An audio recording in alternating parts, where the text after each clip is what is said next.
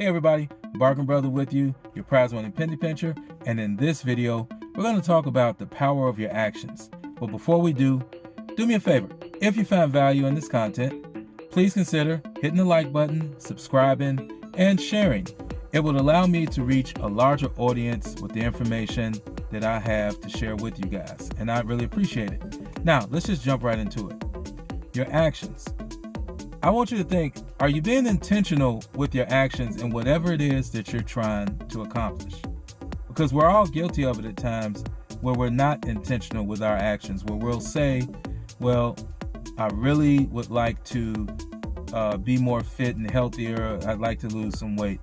I'd really like to go back to school and complete that certification or degree that I started on and I just never got done with it. But are your actions showing that you're being intentional in the way you're moving in your daily life to make those things happen?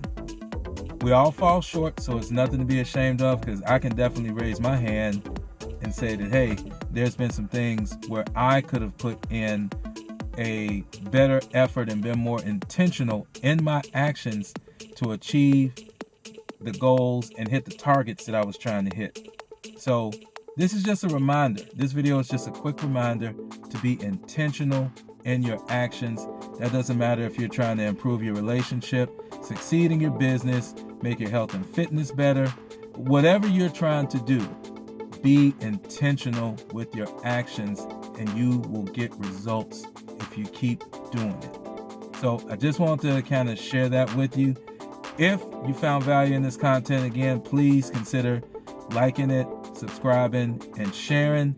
And as always, whether you take the elevator or the stairs to get to the peak of the mountain, it does not matter as long as you get there. And on that note, I will see you guys in the next video.